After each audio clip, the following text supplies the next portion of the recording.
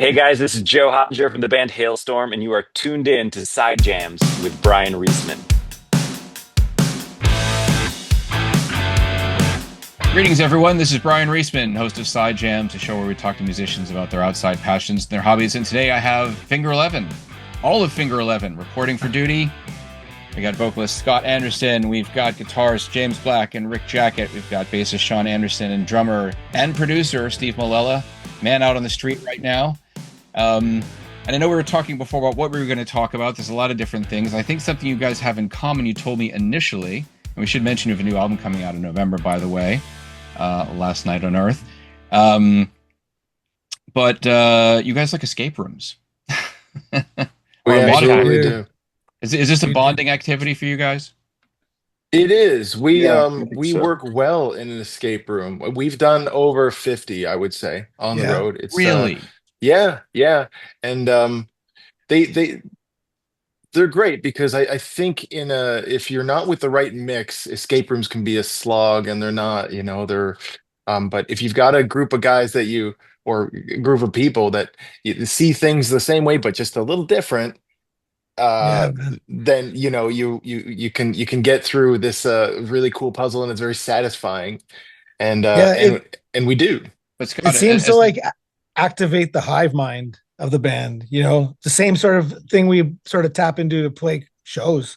I think it's just everybody knows there's a role to play. Yeah, that's We the all best take, part. Yeah. we all take over and we all sort of separate, but we're all working at the same goal. And it's there's something really so rewarding But about it, it. it highlights that we all think differently though, because Yeah. there's never it's never like we're all solving the same puzzle or seeing the same thing. It's always like, how did you even think to do that? And that's all very mutual. It's pretty awesome. I noticed James too. We're going to talk a little bit your drawing there because I know you're drawing the cover for the upcoming single, and he did the album artwork, which we'll be seeing shortly. But just getting back to escape rooms for a minute, Scott. Like, as the singer, are you now required to lead the band? Or you can tell the guys, yeah, you go do that. I'm taking a back No, seat now. That's it. I mean, if I did, I don't know if they would listen. But no, I'm just glad. I feel like it's a victory for me when I get these guys out to do this stupid shit. Like I'm a big gamer. Rick's a big gamer as well. But I just like, I like anything when it comes to like board games, video games, and also pinball. But just the idea of getting to that room and having fun, and that's the victory there. But no, I don't like there's the term of a quarterbacking where it's like you tell everybody what to do. That takes the fun out of it.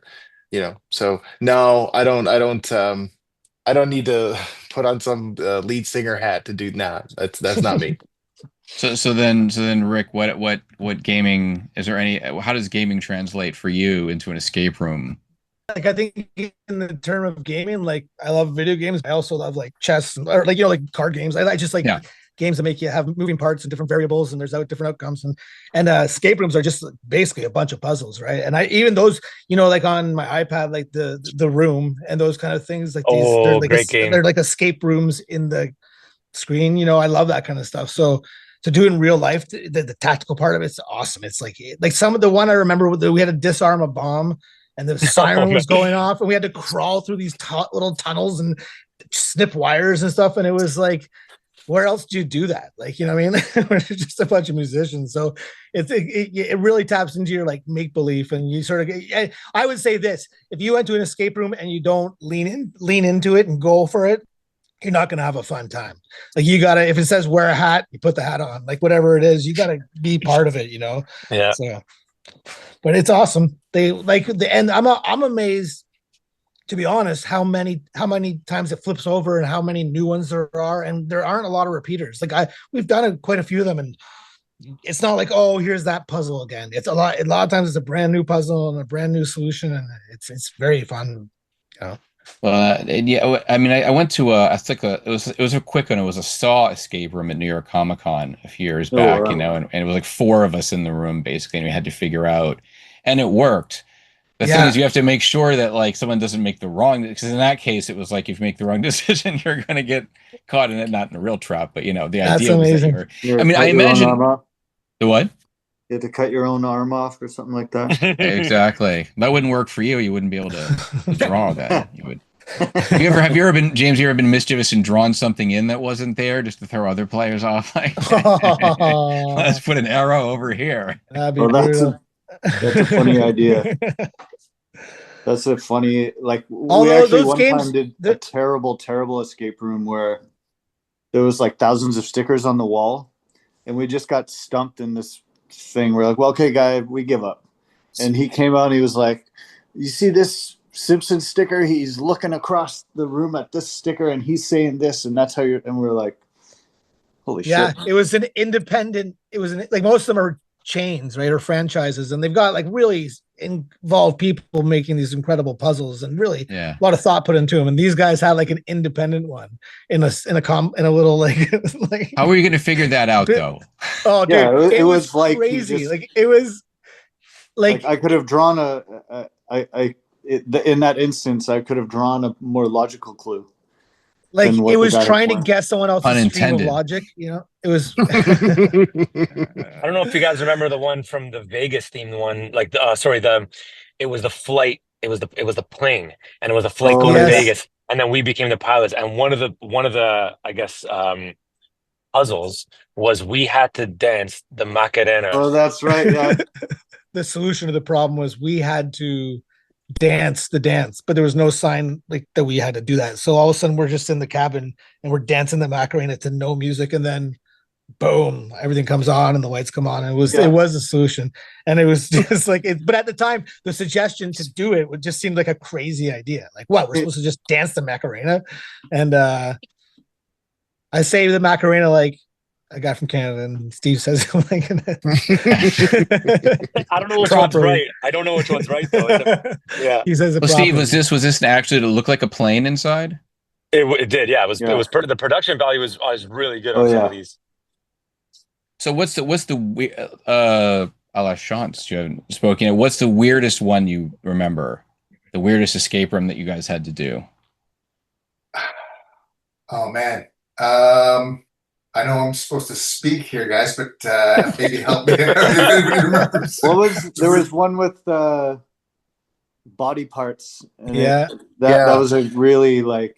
You were a magician's weird, apprentice, but it was just really gross. Yeah, you were a magician's apprentice in a dressing room, and you kind of had to figure out, not only get out, but figure out who was murdered and where the bodies were kept. And so that was a good one. That was one of the very first ones that we did. Yeah, that was. It had like that song, Head and Shoulders, Knees and Toes, but it was playing like super slow, creepy. And so it just in this room with these limbs everywhere, and it was just head and shoulders, knees and toes. You had to basically, I think you had to count the amount of each limb, and then that was the code to open the thing. But that was the first, like, that was one of the first 2-room things where like we did a solution in the back of the magician's cabinet, opened up into a hole. Oh, that's right. And it was just like, you felt like you were like a kid. It was incredible. It was like, felt like those movies, like the Goonies or that kind of thing. Like it just felt like you were just on some adventure. And I suggest them, and they're great. They're also perfect for the road because there's a lot of downtime on the road, right? And there's a lot of it's either like you get together and you go somewhere, and that's a good place to go. You can kill like 4 hours. We usually do them all. Like we usually are like, as soon as we're done the one, we're like, book us in the next one. We'll do that one. We'll book the next one and then come back after sound check and do one maybe, How many escape rooms have more than one room? Is it always just one room? It's usually multiple. Yeah. The nice gimmick is, I always feel there are single room escape rooms, but that's always really unsatisfying. So typically you'll get a 2 or 3, maybe 4-room escape room. And I mean, that's all. That's a big part of the fun. And adjacent to that, which is one of my favorite things too, is could be just hanging out in a hotel. We've been known to take over, like not take over, but go down to the hotel lobby, and like play card games, board games, that kind of thing. I guess it's not the wildest rock and roll story on the planet, obviously. But no, I in mean my opinion- we've always been like that for like, no secret. We've been doing it a long time. And there was, and we used to have a Scrabble dictionary in our van. Like that was one of the only things in the van. And we'd read it and we'd use it because we'd play Scrabble so serious. Like me and Sean got in a Monopoly battle one day when we were in a writing session and ended up taking the card and like putting it in a drawer, being like, "You're never buying that." Like I was so angry because he wouldn't sell me some other piece of property. And like we've always used games and then during the one studio there was a foosball table and we just used it. It's a very healthy way to settle that tension. You know what I mean? Because there's rules to those games and you got to follow them if you want to win, kind of thing. It's like you got to be smart. So it's like we've always used games as a way to connect and to, I don't know, just kill time as well. I feel like Homer Simpson in that when he goes to that college, nerds. Don't tell anybody. This is like the best kept secret about our band. But a lot of rockers are geeks, though, right? I mean, a lot of them like comic books. Yeah. Well, I'm a big comic book guy. Yeah, man. Yeah. Well, one time we played Pathfinder, like D&D, and I can remember that entire adventure like as though we actually did it. It was like it was just such a joy to do, to just geek out at that level with your buddies. But I mean, that's it's like you're making a real memory. It's fucked up. We go away to these college retreats a lot to do our writing. Just it's the easiest way to just sort of focus for like 72 hours kind of thing. And Scott, to say he's a board game enthusiast is like it's not a real one of my favorite things about going away to those trips is you never know what game's gonna bring. So there's always different styles. Sometimes they're party games, sometimes they're like these elixir games where you got to make it's always a new thing, and it's so fun. And yeah, it's something very cool. Well, his carry-on, like his luggage for board games is bigger than his like overnight bag, like for clothes and stuff, right? Yeah, as a singer, all he has to bring is a microphone, so he brings like a big bag full of board games. It's clear that you guys find this as a good bonding exercise, all of this stuff. Yeah, I think so. It's fun. It also it allows us to like we laugh a lot during those games. Like like that's a big part of it too. It allows us to just laugh and and that's a big part. Like some of the games are designed to make you laugh, and that's great. And, well, there was like an improv one where like it was like a job interview or something like that. Yeah, it was amazing. Yeah. That's you're talking about fun employed. I mean, most board games are just a great excuse to sit at a table with your friends. Right. And we do that very, very well. And every time there's a chance that we can do that, I push for it. Same thing with a band dinner. If we're doing a fly-in somewhere, we fly the day before. So one of my favorite things is the band dinner that we all go out and, same thing, hang around, talk. It's very much like it's always been like that. Just we get in our rooms and then we go, okay, we'll see you guys in 15 minutes, even though we just drove for 7 hours together in a van, and then we always ask Sean if we can spend our own band's money. Like we always ask Sean for whatever reason. Yeah. It reminds me, there was a story about the Beatles that they said like at some point in their career, someone had rented them like 4 floors of a hotel in London, but within 15 minutes they were in like Paul's bathtub smoking a joint, because they were just so used to being together. And that's the whole point of being in the band, right? So it's like we don't spend as much time together away. Yeah, we're exactly like the Beatles. We smoke joints in bathrooms. But when we get to see each other, I think we really enjoy doing it. And games has always been one of those bonding things for sure. Which escape room was the one that freaked you guys out the most and really had you believing in what was going on? That bomb one, I would say for me. Yeah, that was tense. What was the whole scenario?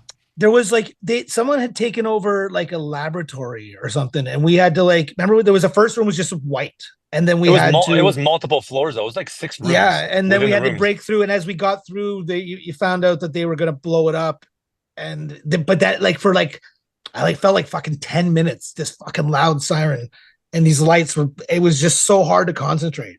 And it was hard to communicate. And one guy would be down the tunnel. The other guy would have the solution at the other end of the tunnel. And it was like you had to get. It was I think we did it, but it was So it required the last part required 4 people. It was 2 people in each crawl space, 1 person that they were reporting to, and then I was at the circuit board. Like you're like, the red wire goes with the red, but you guys were telling. I think you guys were in the crawl spaces telling Sean to tell. It was crazy. Yeah.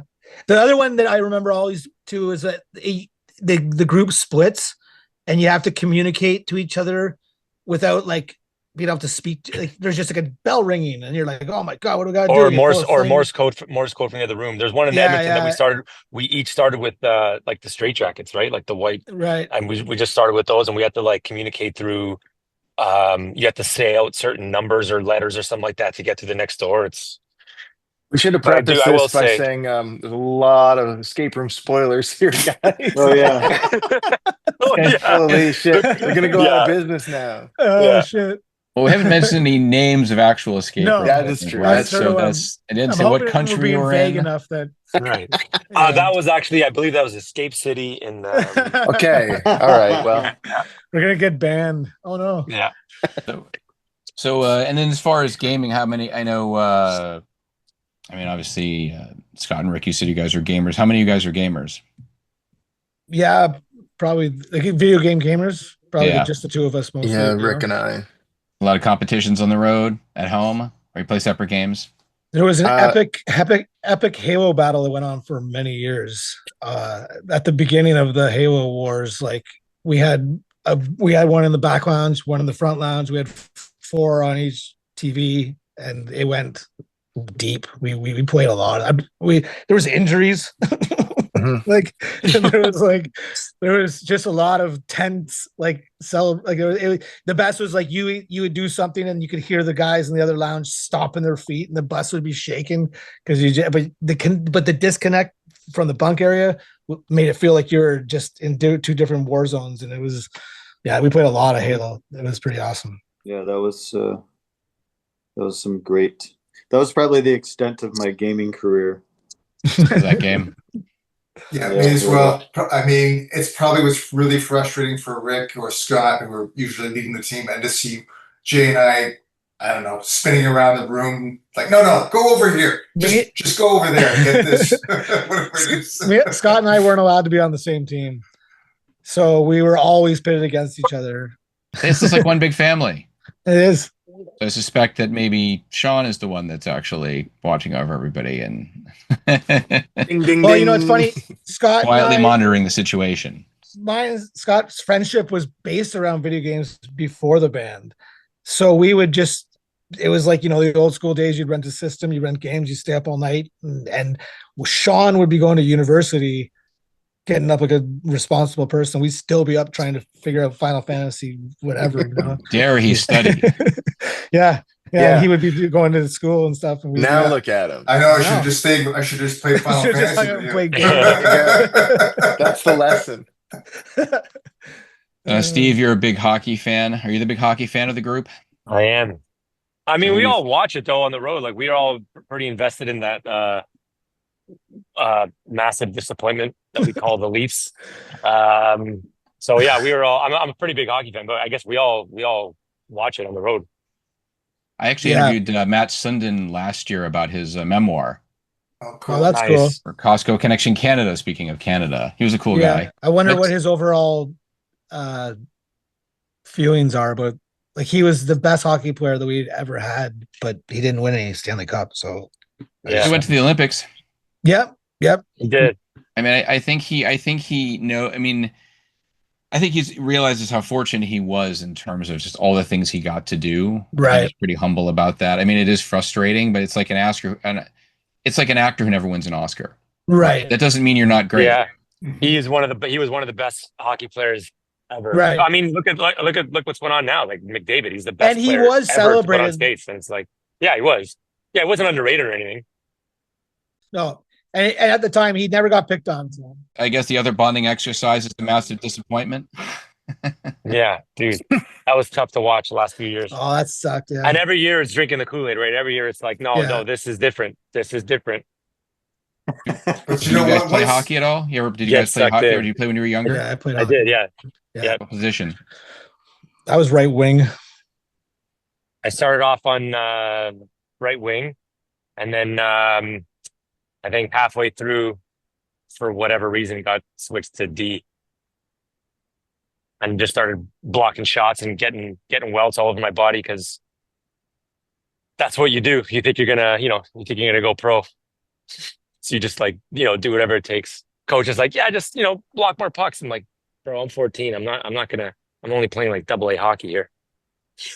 So as the member of the band who probably uses all his limbs the most for his instrument, is there any parallels between playing hockey and playing drums? Did you find anything that connected the two? I mean, playing defense, yeah, because you're sort of like, quarterbacking things, I guess.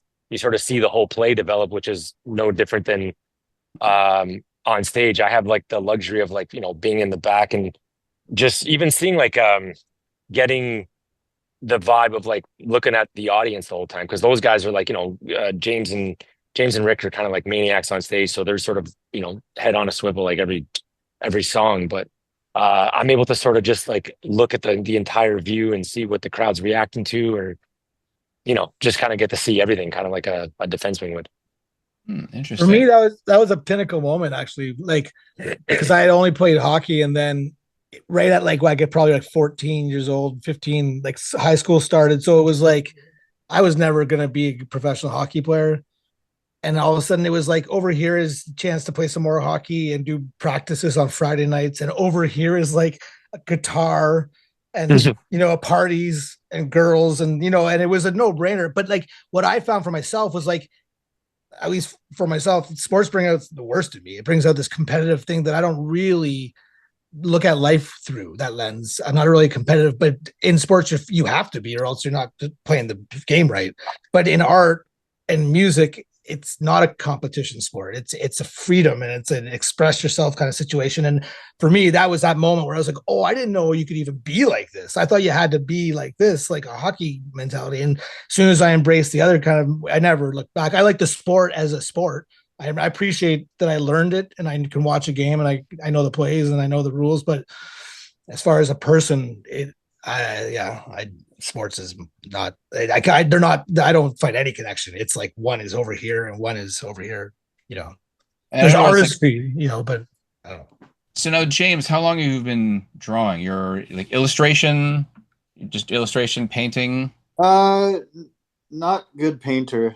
Illustrating, yeah, drawing with pen, and in the last little while I've been doing like collage and drawing over top, like kind of like the Monty Python animations, like that style where you're taking like these pretty obvious photographs and mixing them with cartoon and sort of doing a mixed medium thing. So I think in the last little bit, that's sort of been the avenue that I've taken. Oh, but normally I would draw black and white.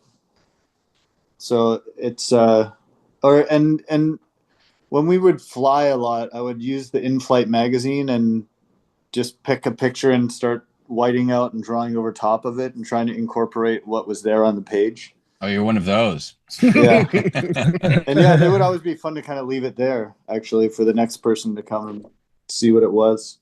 Cool. I can't see what to order now for lunch, but yeah, I don't know how to get out of the fucking plane now. Great. There was always a lot of people shaking hands in those magazines. Shaking hands with death and stuff like that. But and then I just kind of took that same technique and like with the album artwork, I ended up using that and kind of like building up collages of different styles and then drawing the outline around it to kind of give it the feeling like it was of one piece. Right. So how's your drawing coming right now?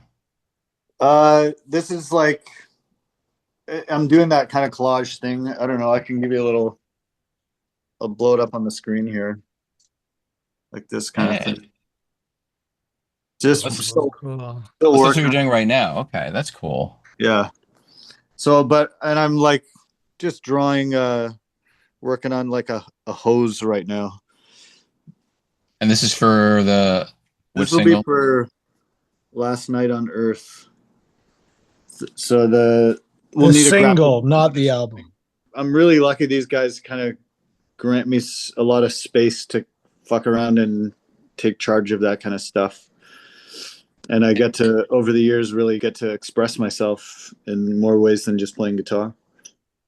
So did you start with obviously pen and paper, and now you've gotten used to the iPad and used to working Yeah. in the digital medium? How is it different? Because it's a different, I suppose, in terms of old school, it's very tactile. How does that translate to working on an iPad? Well, the tablet kind of brought it back. For a long while, I was just using like the little trackpad, and it was very detached.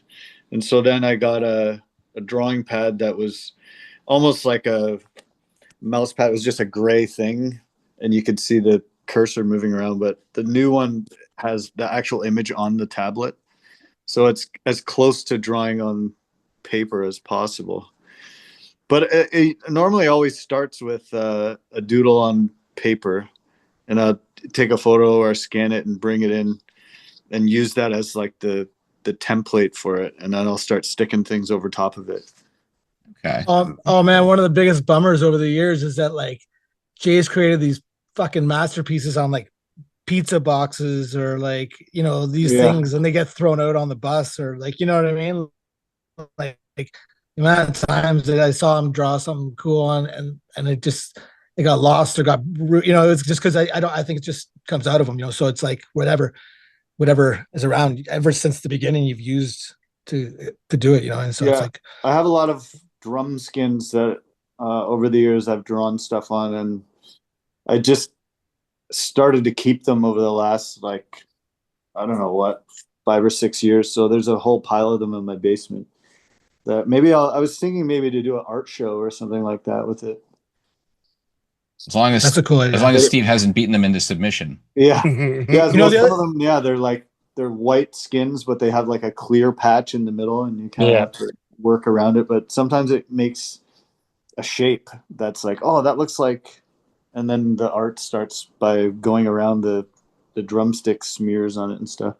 That's cool. And I'm painting a guitar, an acoustic guitar, but it's all, like I mentioned earlier, it's all locked away in storage right now because I'm not living at home. And there's just too much band stuff to do now, like posters and artwork for albums and t-shirt graphics and all that stuff. So there's lots of avenues to take advantage of it. I was thinking, going back to Steve with hockey, because I was wondering, are you one of those guys that collects a lot of hockey stuff as well? Are you big enough? I did when I was a kid. I had a lot of like jerseys and, you know, hunt down some of the players if I knew they were doing some like autograph signing at like the local sports store. I have like, you know, Wayne Gretzky autograph jersey or Steve Eisman and stuff like that. But then, you know, as you get old, as you get older, you just sort of see it like in a closet. It's like, oh, so that's what I did with it. Yeah. Right. You think when you're younger, you're like, I'm gonna collect this when I get my own house later. I'm gonna put it up on I'm gonna dedicate a full room to this stuff, and then it's like it's in some storage closet somewhere that you've kept for 20 years. That's like when you get a wife, you realize you're not going to be displaying any of that shit. Exactly. Yeah, exactly. But I got a card around her textbooks from high school because they got some sort of sentimental value or something like that. Yeah. It's amazing how much stuff I've collected in this business. And then someone else will look like, do you really need that? And I'm like, well, yes and no. I mean, there are things that you collect or throughout the course of your life, whether it's art or whether it's sports memorabilia or whatever it is, personal things from your family. And I guess different things remind you of different periods in your life. And I guess you have to whittle it down to the most important things of those different periods in your life, if that makes any sense. Yeah. You want to see one of the most important things I ever collected? Oh, here we go. Regis Philbin dick pic autograph to Finger 11. It was part of a prop that he did at the monologue of the show, and he made a joke about how it looked rude, and then they threw it aside, and I asked the guy working, can you get it? And they gave it back signed by Kelly and Regis. I just who did that drawing? Regis Philbin. Oh, he did. Yeah, and then he signed it to the Finger 11 guys. And what inspired him to do this? He was part of the monologue. He was drawing a map of taking his kids to school, but the map ended up looking like a dick. So they just sort of like, oh, that's too rude, and they threw the card away. And I asked the guy working, like, said, hey, can I have that card? I need to ask Yeah, I guess he asked and it came back signed. And it was good. I just kept it over the years, and it's just like those kind of mementos. I gotta keep. I'll never be able to get rid of. Like certain weird things that you sort of experience. Like I think somewhere I have like an invitation to Courtney Love's birthday party to Finger 11. Like it was on a cheese tray, like kind of thing, and I just always grab them, throw them in my backpack, and then when I get home, I just sort of collect them because you just get in these weird places through music, and you just find yourself in these situations that as a civilian you're not going to get to go there. And so when you get a memento from it, like I'll usually try and keep it. You guys have any other mementos and you guys have any other mementos you've collected? I don't know who hasn't collected a Regis Philbin dick pic. That sounds just so predictable. I don't know, dude. Like, don't you have that awesome like beer stein, like Cannon beer stein? Oh yeah, we played for a tank regiment, and they took one of their giant shells and turned it into a beer stein. They put like a spigot on it, and then they presented it to us as like a nice big trophy.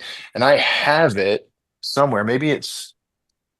Ooh, okay, so I can show you actually, real quick. Here it is. So this, I don't know if you can see it very well. It is. There we go. How about this? Jeez. Okay. Kind of metal. Yeah, so the idea was that we were going to pass it around like the Stanley Cup, like every couple months. Rick gets it, then Sean gets it, and I've hoarded it for years now. So I was hoping they forgot about it. So cat's out of the bag now, but still. I shouldn't have asked the question. I know. What happens? Too bad. Anybody else? Anybody else got some cool swag or one of things? One of my favorite things I have is, I don't have it with me right now, but I got a chance to interview Billy Gibbons for a band on band interview kind of thing. He put a coffee table book out. Did you have your beard at that point? So what? My beard was, well, like, let's say it was like this long. And honestly, I'll say seeing him with my own eyeballs, like it was like seeing a piece of art. It was like, oh my God, I didn't know it was humanly possible to grow a beard like that. And I just was like, I don't know, from that second on, I was like, okay, I'm going for it, man. Like, that's awesome. Like, he had this amazing beard. Like, it looked like I never saw anything like it. And he was super cool. And like, so we talked, but like they wanted me to talk about beards. And I said, no, I'm not going to insult Billy Gibbons and just talk about beards, because he just put this book out. So I asked him about the book, like 10 questions. He had a good time. He gave me his card, and at the end of it, and all it said on his card was "friend of Eric Clapton," and on the other side was his phone number. And I was like, "This is awesome. I don't know. This is the coolest thing I've ever been given in my life, And I keep it as like, so it's like in my safety box. So I don't know. It's like those kind of things are like, I don't know, they're weird. They don't mean anything. Like, they're not worth anything. I couldn't sell that to someone, like, but it's part of the experience, and I mean, sometimes it's the things that people don't know. I remember once I interviewed Christopher Lee, and it was around the time where Revenge of the Sith came out, and he called me Collect, and I was like, basically, dude, you call me Collect from England is going to cost, by the time we're done with the call, it's going to cost more than what I'm being paid for the story. Right. I tried to say that diplomatically, so I said, can I call you back? And he's like, well, there's a private number in his office that you have to promise me not to call me back. And so other than just calling him back to do the interview, which saved me a lot of money, we chatted for like 45 minutes. We had a great time. I never used it again. But it was just cool to say that I had Christopher Lee's office. Wow. That's super cool. Yeah, that's amazing. Sean, do you have any other side jams or anything that you like to do? I mean, I like to, go for walks and listen to history podcasts. I don't know what you call that. I don't know if it's a hobby, but it's one thing I do. Well, but you said you like history podcasts. I don't. Yeah. But are there any particular history podcasts that you listen to? Dan Carlin had a series that was great. That still is great, I'm sure. Then there's like the short history of, I think it's a Dan Snow one. The rest is history. I just kind of keep going through a bunch of different ones, jumping from one topic to another. It's one of those things where, do you ever have this experience where you listen to a show or something and go, oh, I find this fascinating, and then try to go to tell it to somebody, and I feel like, I know I listened to this. I know I should know something about this topic, but it's just, I haven't retained it the same way. But you know, I can say, the but go listen to this. This was cool, right? brief history of time was like that. You read it and you're like, oh, I think I understand this whole quantum physics thing, and then you And you're can like, no. you can't retell it to anyone. So I can only Cool. Well, listen, thank you guys. This has been great. Thank you. Brad. Yeah, that's fun. thank you, man. Very cool. Awesome, man.